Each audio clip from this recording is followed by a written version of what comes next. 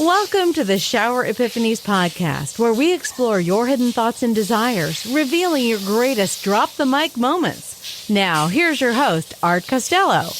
Welcome to the Shower Epiphanies podcast. Today, I am thrilled and honored to have Harrison Hunter Reid, who actually is living in Colombia right now, and I hope he's going to tell us about that and share the journey of how he got there.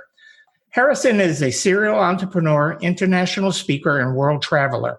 The purpose of his life is to be radiant love, share extreme abundance, and inspire others to feel fully alive. Harrison is an expert in making things easy, actionable, and fun. He helps students transform their health, take control of their minds, and create enterprises destined for success, all with ease. Harrison went from being fired from every job he ever had to currently running two businesses, one that is relieving the global obesity epidemic by selling snack foods that satisfy our cravings in a radically healthy manner.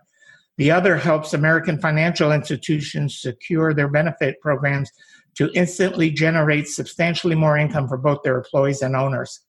Harrison previously co-founded an events company when he was 18 years old that generated thousands of dollars for charity.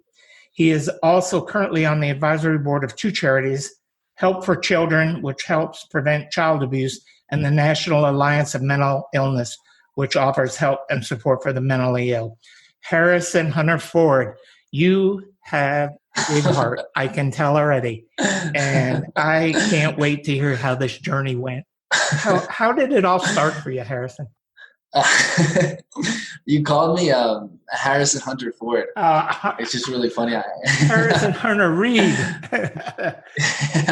I've been getting that my entire life, Harrison Ford. But, you know, it's a good guy to be not compared to, but if you're going to call me the name of some famous person, Harrison Ford is a good guy to be called his name. So is it totally subliminal? Harrison Hunter Reid. It was totally subliminal. Yeah, it just slipped right out. That's great. Harrison Hunter Ford. Okay. So where did it all start? That's a really good question. And I recently was put through a meditation where we were put into this hypnotic state, and we were told to think about our earliest memory, and we think about our earliest memory. And then we were told to think about a memory before that, which is crazy because you think your earliest memory is your earliest memory, but we can always remember more, which is just what is really fascinating about memory. But anyway, so my new earliest memory is I was 3 years old. I was in the basement of my best friend's house. His name's Kyle, and there was, this like purple carpet with these yellow star pattern in it. And I look over, and there's this plastic basketball hoop, like one of the white hoops with like the orange backboards. And I'm like, hey, Kyle, we should put this down and we should play airplane. And Kyle's like, okay. So we put it on the floor and we hop on, and we're like flying an airplane on this basketball hoop, and we're like having this huge blast. And what I learned from that, my 3-year-old mind make me believe, it created this meaning that in order to be loved, I had to do something for others. I had to be sort of the, I guess, main attraction or the center of attention. And so that sort of showed up in my life a lot where, when I was a kid, everybody wanted to be like an athlete. I wanted to be an athlete. But then when I was a teenager, I wanted to be a comedian. And then, I wanted to be a celebrity. I wanted to be an actor. I wanted to be famous. It always came up in my life, which is, a good thing and a bad thing. It was a bad thing because for, 25 years of my life, I was very heavily ego driven. And, a lot of us are like that. But recently I discovered that, one of the meanings of life is to sort of figure out who you truly authentically are, how you can remove the ego and just be your true 100% self. And that leads to the maximum amount of fulfillment. It also leads to your best ability to, one, contribute to the workforce, be an employee, be an entrepreneur. It helps you be your best possible self for your family.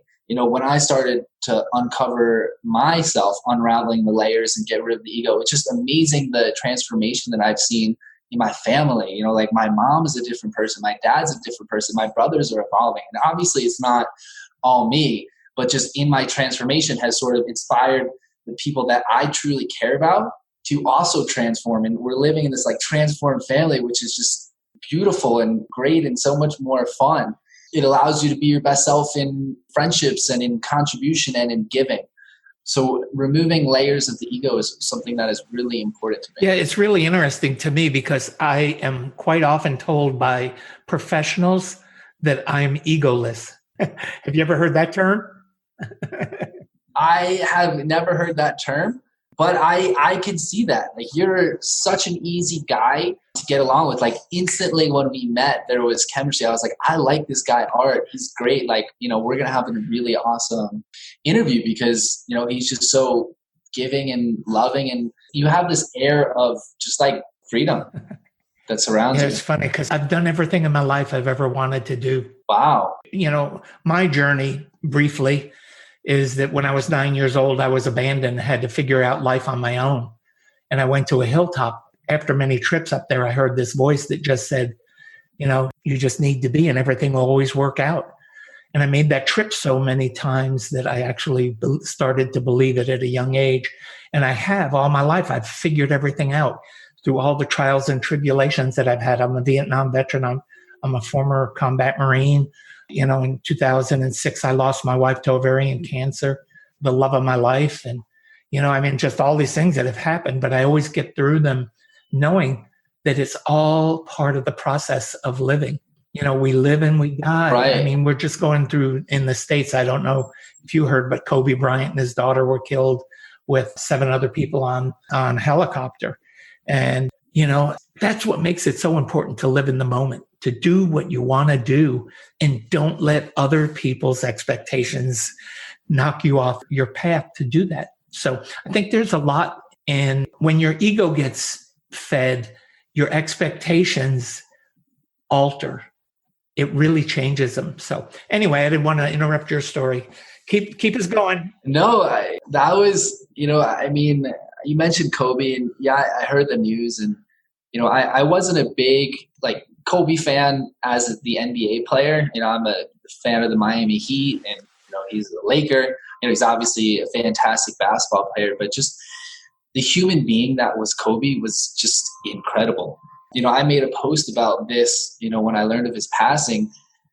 I talk a lot about transformation. A lot of people in our society think that, people don't change. They are who they are, and that's it. And I think Kobe is just the prime example of someone who was transformed. Early in his career, he had an allegation. I'm not going to talk about that. He's, made up for that, or, he's done his time for that. Interesting. But in the beginning of his career. Interesting, because when you use the word transform, I replace it with evolved. Kobe evolved, I evolved, you evolved, and we keep evolving. People who transform have to have voided something, a learning experience along the way. They had a disconnect in a learning experience. But when you evolve, you're constantly using the learning experiences that we have in life to become better each step of the journey, Right. And that's just the difference that I see in the terms, but it's just vernacular. It's just terms. I really like that. I just was growing up on the term transformation. I'm not saying that it's right. Evolve is a totally great term. And I also have friends that talk about peeling layers and becoming your true self, right?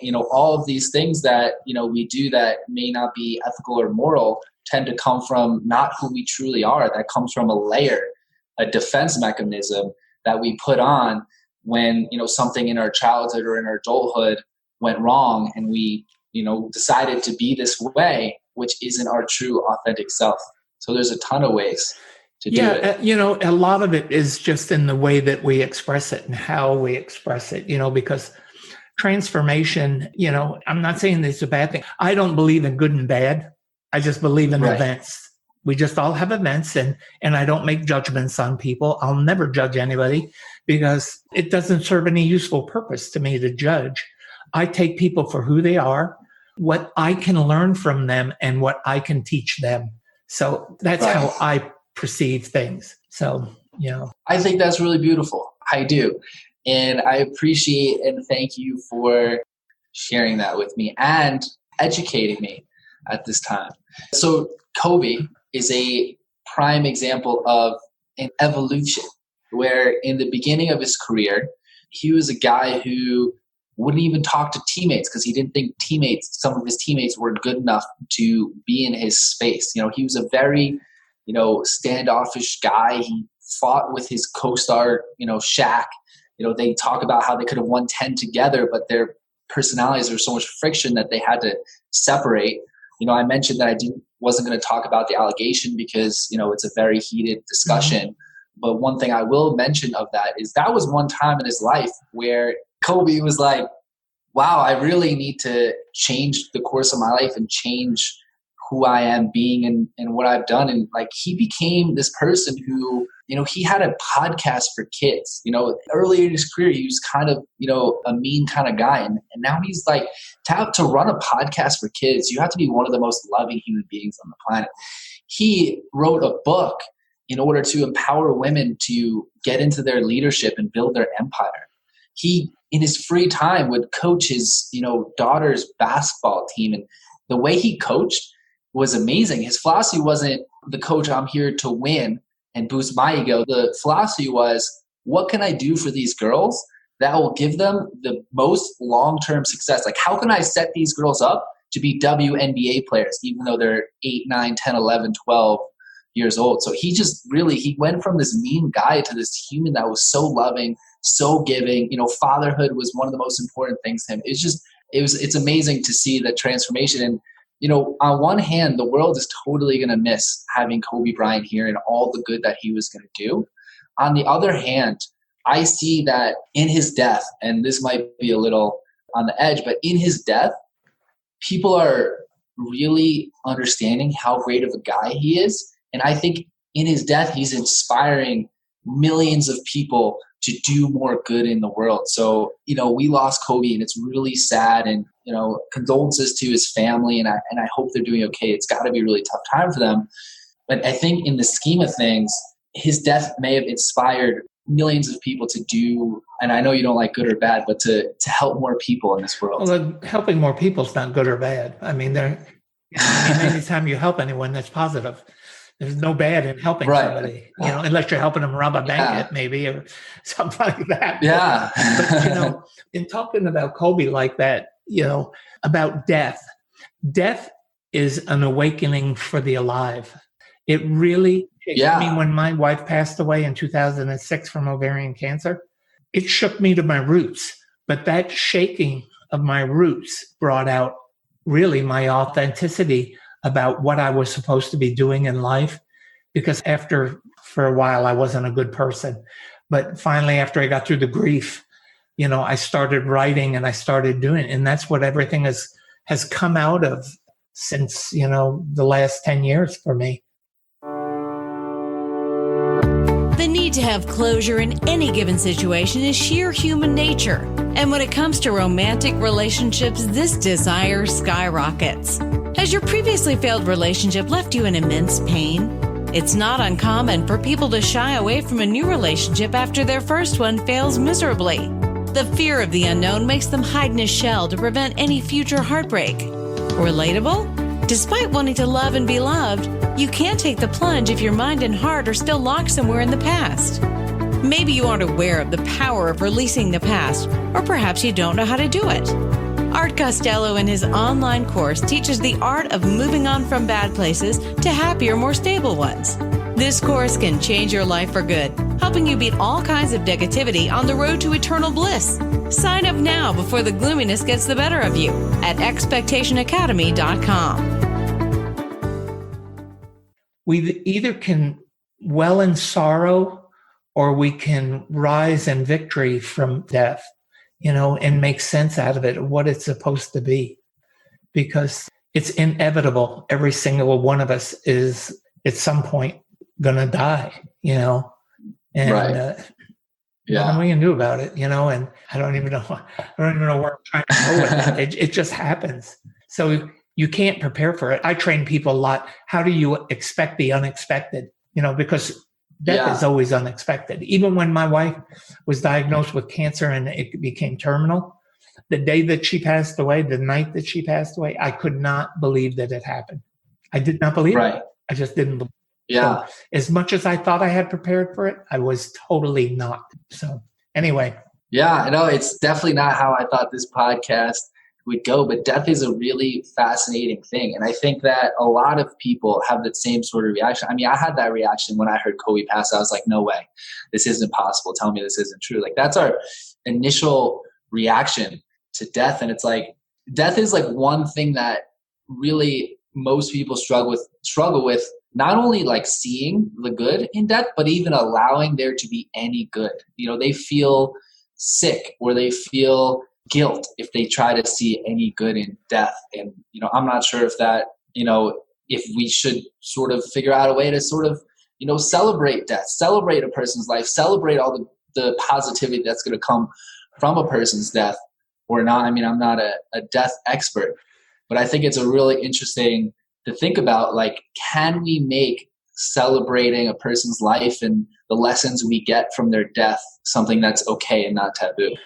Yeah, and I think that actually a lot of people who are on the brink of death through cancer and stuff like that, who don't die in tragic accidents like Kobe did and many other people every day in car accidents, they get up and go to work and they don't make it to work. You know, you just go, what the, you know? So, you know, but I think that, I guess what I'm trying to get out of to this is that it's something that we don't control. And as human beings, we love to control things. We love to think that we control things. And when we can't, and there's no explanation for it, and that's kind of where death sits in our minds, is there's no explanation for it. We can't control it. So how do we handle it? And a lot of it has to do with how you prepare yourself in your outlook for death. You know, and I always encourage people to read about death experiences. You know, like my wife left me with a lot of gifts that led me to being able to date and marry again because of the gift she gave me when she died. You know, she released me from my marriage vows after being married to me for 35 years. I mean, that takes strength of character. But she knew it at 59 when she passed away. I was 59, she was 55. You know, that I was not going to be very good about her passing. And I think she knew she was going to pass. So she said to me, she said, I want to give you this gift. I want to release you from your marriage vows. I didn't at the time realize how powerful that was until I started getting serious about getting married again, you know, and I did it guilt-free because I had her blessing, you know. So, you know, there's a lot to be learned from death. And it's all about perspective. Everything that we do in life is about perspective, you know, the perspective that we take in it. That's why expectations are so important. Your core expectations and how you live, you know. So, yeah, it's beautiful that your wife gave you that gift before she it's left amazing. This planet. So definitely a lot of what you said resonates me. You know, starting with, you know, it's something that we can't control. And I may relate this to entrepreneurship, and I apologize if that's off taste, but that's what I know. It's who I am. It's in entrepreneurship. Actually, I had a call today with this guy, Chris, and we're looking to change manufacturing. And this is totally going to relate to death. So don't think that I just changed the subject out of the blue. So I had a call with this guy, Chris. And at the end of the call, you know, Chris said that he talks to a lot of entrepreneurs. And he talks to a lot of owners of new and small businesses. And he says it's very easy for him to tell who's going to be successful and who's not going to be successful. And he says that when people are facing disappointment, you know, he was giving me a really hard time on this call because his manufacturing facility is pretty full and they don't really have any sort of openings for a new company. But I know I really want to work with them just because they have amazing service and they're really smart and they're just perfect fit. And he was like, the way to tell if an entrepreneur or business owner is going to be successful is if in the face of disappointment, their passion doesn't waver. They have the same passion after disappointment or not.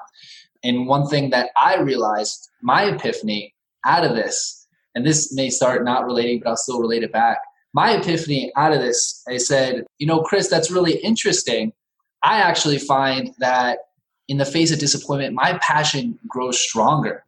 And I don't know why that is. Maybe it's just a gift. And then I paused and I was like, wait a minute, Chris, I just figured it out. Because what I do has so much meaning behind it. It's such a strong why that anytime I'm disappointed, I get fueled because this has to happen. My company has to be successful to help the people that I need to help. And so the disappointment fuels me.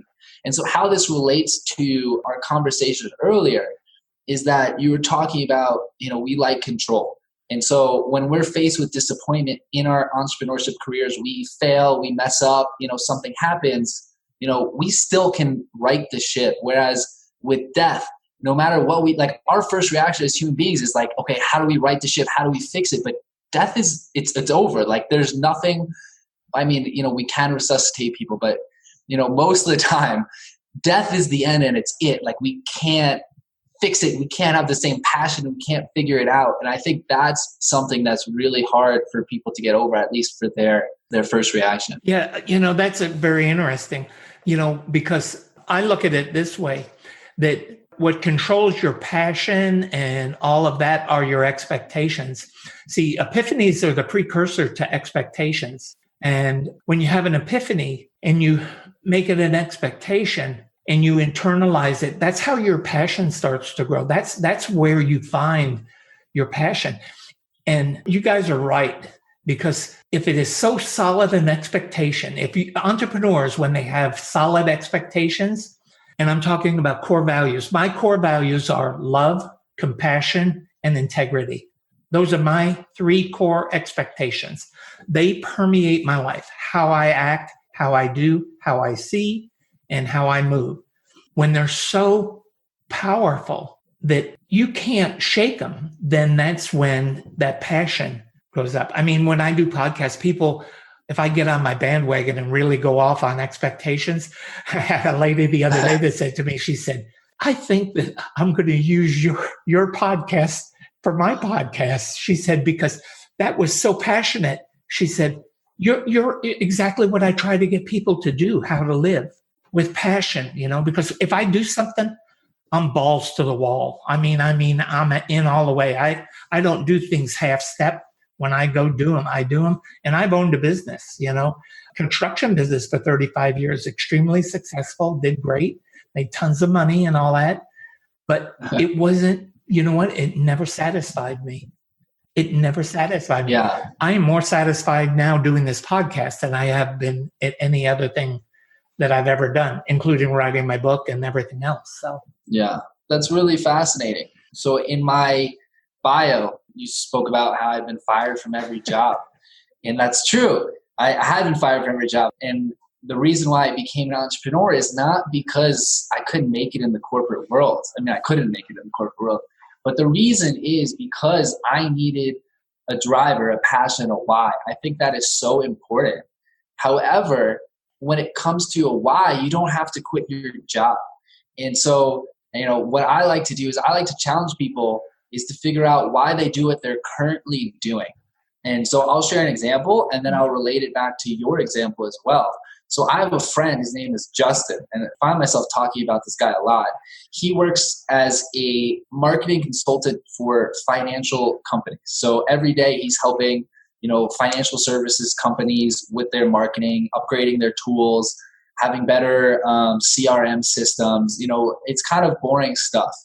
But to him, the reason why he goes to work every day is not to get paid, is not to help these, financial services companies make more money. It's because he has a retired grandmother, and his retired grandmother needs certain financial products in order to live, in order to have fun, in order to feed herself. And if he doesn't help these financial services companies market their products and get their products in the hands of people like his grandmother can't eat. So even though he's doing something that, doesn't seem interesting, he goes to work every day to feed his, 80-year-old or 90-year-old grandmother. And so for you in the construction industry, and I'm not saying it's right or wrong for you to get out. You had a successful career, which is really cool, and you made a decision that you wanted to do something else.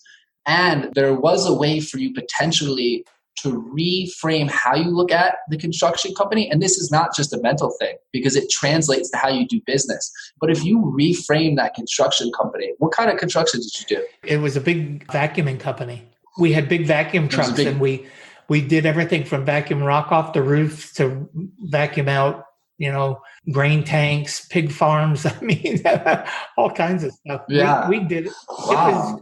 We did projects like the Pentagon and all kinds of different projects for the federal government. Most of it was all federal government work that I did. So you're making this difficult on me, Art. But anyway, you could reframe that and think, we vacuum rocks off roofs so that they don't fall in on the families, and we're saving families' lives by vacuuming the rocks off the roof. Or, we're creating an environment where the people in the Pentagon can focus and really defend our country. So I'm in business. I'm building this vacuum company to actually help defend this country and protect my family. Like, there are many ways we can look at what we do. And then when you start looking at it like that, you start making these, different kind of choices. You also start attracting people to your business. Like, more talent wants to work for someone who's saving their family than for someone who's just, trying to make a buck, vacuuming things.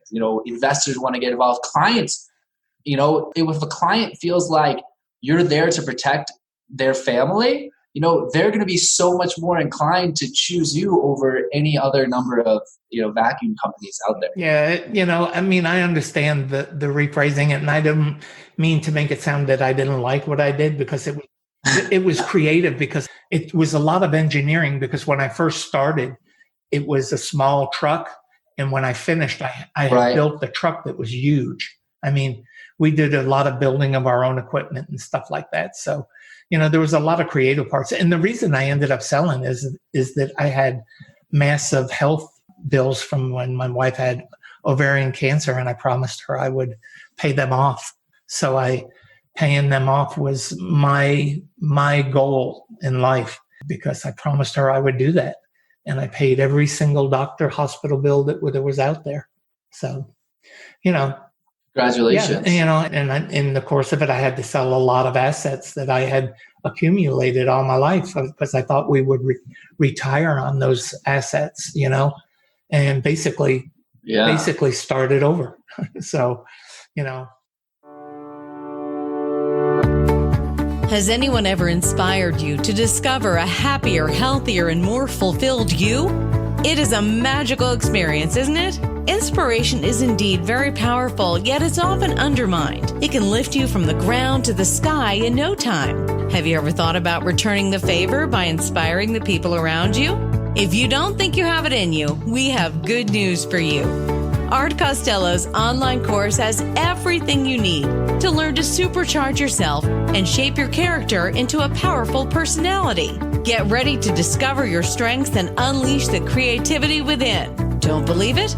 Check it out yourself by signing up for this life-changing course at expectationacademy.com. That's expectationacademy.com.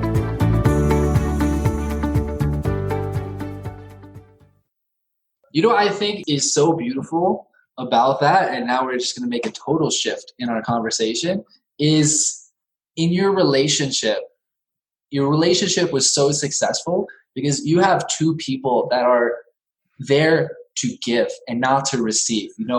My wife has hospital bills that I need to pay for. I've been collecting all these assets so we can have a great retirement. But you know what? All I care about is my wife's happiness and my health. So I'm going to get rid of all of this fun stuff that I bought so I could protect her. And your wife is the same way. It's like, I'm dying and, I don't really, maybe I don't know how to phrase this. But anyway, I'm just going to go around it. Mm-hmm. I care so much about Art that what I want is for him to be happy, and what I want for him is to be released so that he could live his life. And she came to this relationship, and you came to this relationship 1,000% out of wanting to give. And that's how you really build like a really beautiful and successful and long-term and fulfilling relationship. Yeah, I think giving is far more important than receiving. I'm a much better giver than I am a receiver. But I've actually been working on receiving because, I've been so adverse to it, and I've been so used to being giving of myself. If you get a chance, go to my YouTube channel. There's a 17-minute video, and it'll tell you about my experience in Vietnam with an orphanage there. I don't want to take up your time because we've had such a great conversation. We're into this quite a ways, and we only got 15 more minutes, I think, to go. Yeah. Well, I'd really love to touch on what you just said right there. Go ahead. And so I talked about giving in a relationship, and receiving is really important. Receiving allows someone else to give. So actually, receiving is a form of giving. What I was talking about was giving versus taking. And taking and receiving are totally different things. And I understand. Someone who receives is not someone who's like, what can I get out of this relationship? Because when you think of like, what can I get out of this relationship? That's when you start to compare it to others. That's when you're half in, half out. And that sort of causes misery for both you and your partner. Receiving is allowing the other one to give. And that is just such a beautiful gift, because so many people out there are like you are. And we're so lucky to have people like you that are like, I'm a giver. I want to keep giving. And so when you allow yourself to receive from someone like you, it's giving the gift of receiving, which is really beautiful. But anyway, so in a relationship, giving and receiving are both important, as long as it's not, what can I take? What can I get? You know, what's in it for me? If it comes from, what can I give? And part of that giving is allowing my partner to give, because I've noticed in my relationships that the best gift I can give is receiving, because it makes people so happy to give. That's a really great way to look at it. I really appreciate you telling us that. And it means a lot, because I struggle with, I've actually had people get upset with me when they've tried to give to me. Yes, totally. Because they get upset because I don't want to receive what they're honoring with me. And it could be very simple things. I mean, somebody makes me a cake or something, or I don't know why. I don't know what in my past ever did that, or created that. But, yeah, I've always been somebody who has given of themselves to the point where it has not been good. I mean, I've given people money that, when I had it to give, I could give somebody. And I was in a time in Texas where we had people that were going to lose their homes because of losing their jobs in the early 80s with the oil industry going out. And I made their house payments for them. I did stuff, I helped kids at school that needed clothes and stuff like that. But I always did it with, out of the goodness of my heart. I was blessed with having the ability to take care of somebody. And what's wrong with that? Well, I think that this is going to get real personal. I think that it's a very fine line that we're going to be talking about. I think that my wife and children felt that I was taking from them, was rightfully theirs. But I don't look at things as being mine. I just have it. It was at my disposal. I didn't own my money. I didn't own that. Wait. Your wife and family thought you were taking from your wife and family, or from the people you were giving to? No, taking away from them to give to others. In other words. Okay. Interesting. Yeah. In other words. So, there's a lot of dynamics in it, but, it is what it was. My kids are beautiful. I love them. They're great. And they're both have big hearts and are good givers. And, I think seeing teaches a lot when they could see what I was doing and what their mother was doing and all that. So it's all good. We're okay. Don't know which direction you want your life to take? Are you sinking deep down into the pit of uncertainties day by day? So, what's the secret to leading a happy, satisfied life? It's taking matters into your own hands. But what if the matters in question are a total blur? Art Costello's Expectation Academy course aims to tell you exactly how you can get some clarity in your life. This course can be your savior on your journey to reinventing yourself. While you certainly can't plan your whole future ahead, you can definitely control twists and turns your life takes. So what are you waiting for? Sign up for this course now at expectationacademy.com. Get a chance to broaden your horizons and add meaning to your life. That's expectationacademy.com. The best way to sort of, raise your kids is to lead by example and to be a giving person. I mean, that's sort of the reason why I am who I am today. I'm someone who I have a ton of projects that I'm taking on. I'm launching a company in March to help those who struggle with weight issues take control of their health and live a more vibrant life by producing radically healthy versions of the products they already love. So basically we're making, you read about in the bio, we're making health foods, but that simulate the experience of, the highly processed foods that we eat on a day-to-day basis that keeps us unhealthy. I'm writing 2 books right now. I have a TEDx coming up. I have a social life. I care about my family. And, the reason why I'm so hardworking and do all these things is because I grew up with a father who, was in the office before we left for school, and he didn't come home from the office until dinner time if he made it. And he always made a point to make it because he really cared about being there for the family. But he worked, 12, 14, 16 hours a day. He still does that, and he's in his 60s. So, I had this really amazing example that I grew up with, and I sort of have embodied it.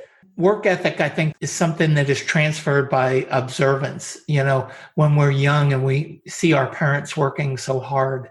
Because when I was very young, both of my parents were hardworking, and it wasn't until I was 9 or 10 that all of it changed.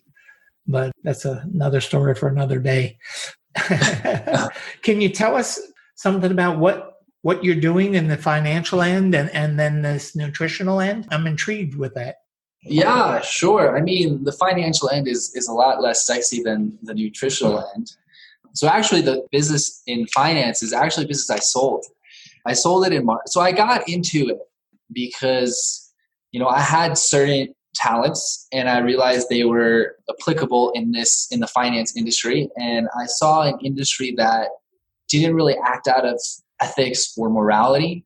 And I thought bringing ethics and morality to an industry like that would, 1, be a huge opportunity, but 2, we're talking about people's finances.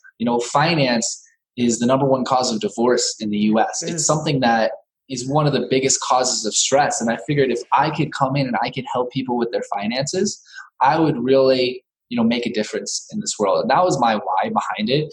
Didn't end up playing out exactly as I had hoped for it. And that's why I ended up selling it. But then I came back on as a partner recently because, what's interesting is I built that business by myself. And then when I sold it to a bigger business who has, a team of 12 people, and in the transition phase, I started to get attached to the people I was working with, and it became really fun. So I still dedicate time to that business because of the people that I work with, and I care for them. And, we are doing good for our clients. Like, number 1, like, our clients are getting value from what we're doing. We're helping make their life better and make life better for the employees. All of our products that we, sell, they're not really products because they're customized, but they're all win-win-win. Win for the employees, win for the owner, win for the company. Like that at the bottom of our business, like that is a requirement or we won't do it. But anyway, my sexy business, my nutrition business. So I struggled with obesity for 20 years of my life, which is, a good portion of it. And, when I struggled with obesity, I had all these other issues. I had a lot of depression. I kind of isolated myself from my friends.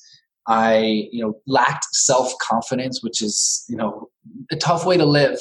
And I had a lot of pain, and it took me a really long time to beat obesity.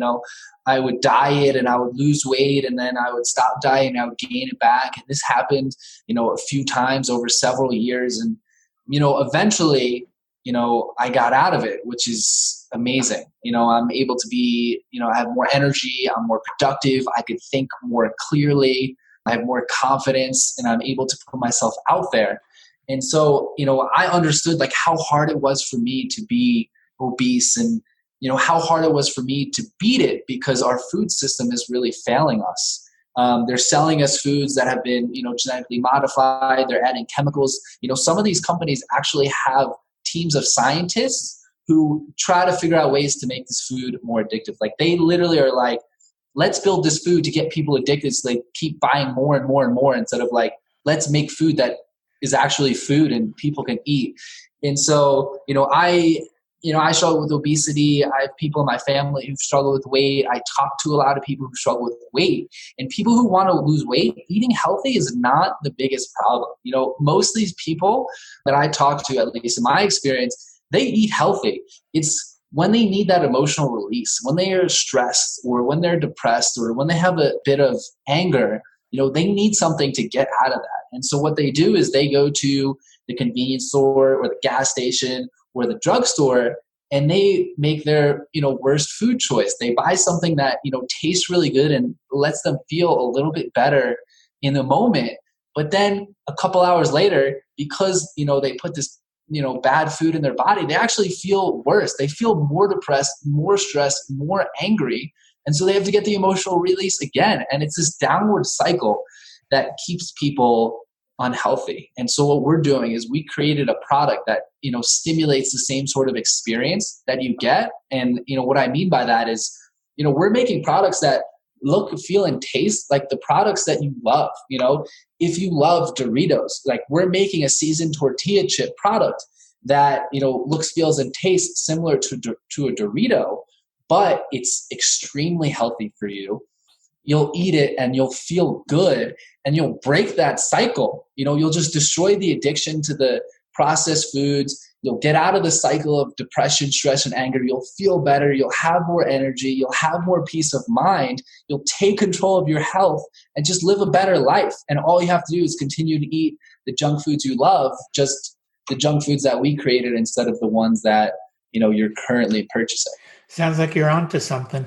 Because just think about it. I just read an article. 70% of the American population is obese, is clinically obese. And it's just getting worse, So, I'm not going to lie. I'm in there, it's, you get older and your body, your metabolism slows down and it doesn't seem like I eat as much food as I did, but I don't lose any weight now either. But this has been really eye-opening. And I want you to tell us where we can get a hold of you, that for people that want to learn more about you and all that. So as we wrap up this session, and we're going to do another one, I hope so. I don't know when it is. I had a blast talking with you. We're going to talk after this and see when we can get another one, because I think we have a lot to share. Yeah. I told you in the beginning, like I prepped for this. I have pages of notes written and we didn't talk about anything I prepped for. So we do need to have another episode. I love it because that means that it's all from the heart. Yeah. So Instagram is the best way to get in touch with me. And I'm actually hiring an agency to sort of get a better strategy for our Instagram. But the main purpose of my Instagram is really, I'm a speaker. I speak all around the world in different countries. It costs hundreds or thousands of dollars to go to my events. And not everybody can do it. Not everybody can travel. And not everyone can pay for the ticket. But I want you to have sort of the information or the nuggets. So, anytime I have an engagement or I have a podcast, I send it to my team. And basically what we do is we take out the best lessons, the best nuggets from, all these different talks, and we put it on Instagram for you to have.